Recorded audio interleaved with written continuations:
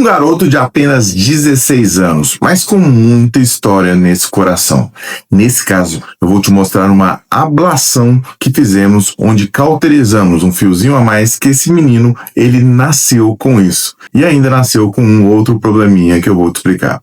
Você está no Doutor Arritmia. Imagina você nascer com um buraquinho no coração. O sangue do lado direito comunicava-se com o lado esquerdo, e isso causava um transtorno hemodinâmico muito ruim. O sangue do lado esquerdo passa para o lado direito, fazendo um aumento da pressão nessa cavidade. O lado direito do coração, ele não pode receber esse sangue, que é o sangue oxigenado. Ele tem que receber o sangue que vem das veias e precisa ser oxigenado nos pulmões. Mas o que acontecia nesse coração foi visto que ele, com 15 anos de idade, ele fez a cirurgia de correção dessa patologia chamada comunicação interatrial. Entretanto, ele tinha também quadros de taquicardia, que não foi visto anteriormente com esse problema. Foi focado inicialmente nesse buraco no coração, mas ele tinha um fiozinho a mais chamado Wolff-Parkinson-White, fazendo crises de taquicardia, e essas crises deixavam o coração em torno de 250, 260, foi até 300 batimentos por minuto. Para você ter uma noção, o nosso coração ele tem que bater em média em repouso, como eu estou aqui, entre 60 a 80 batimentos por minuto. Isso é o normal para cada pessoa. Mesmo para ele que é jovem e tem 16 anos, essa é uma frequência muito alta. Para resolver esse problema, pois os remédios já estavam ficando fracos, ou seja, não resolviam o problema da arritmia cardíaca dele, essa arritmia, mesmo tomando os medicamentos mais fortes, ele tinha ataque cardíaco. Resolvemos fazer o procedimento de ablação. Veja que você está vendo aí, ele já está anestesiado, ele já está dormindo, apenas com uma anestesia, com remédios que são feitos pela veia do braço. E interessante que um procedimento desse, eu vou fazer com anestesia também no local onde eu irei inserir os catéteres pela veia da perna até o coração.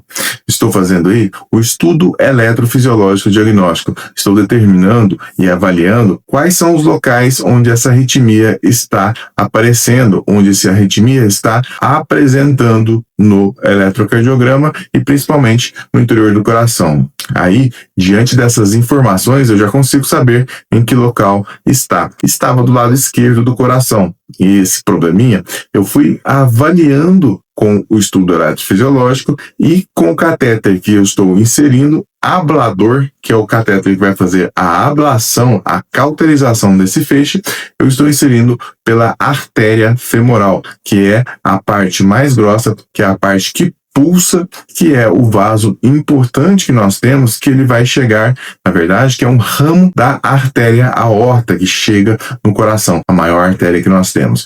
E você vê que foi um procedimento muito tranquilo, em cerca de 20 minutos finalizamos esse procedimento e eliminamos com esse fiozinho. Esse procedimento foi, a gente testa durante o procedimento e depois que fez a ablação, testamos se esse fiozinho ele vai voltar ou não. Nós colocamos medicamentos que vão acelerar e também medicamentos que eu vou conseguir testar se ainda existe aquela condução pela via acessória, pelo feixe anômalo que ele nasceu errado no coração. E esse paciente, nós revertemos então a heparina que fazemos durante o procedimento e ele pôde ir embora tranquilamente, ficando em observação em pelo menos 24 horas no hospital. Veja que um procedimento que durou cerca de 20 minutos corrigiu uma taquicardia que ele tinha risco de vida. Essa taquicardia, apesar de ser benigno em muitos dos casos, no caso dele, ele tinha uma condução muito rápida, o que poderia fazer ele ter uma morte súbita.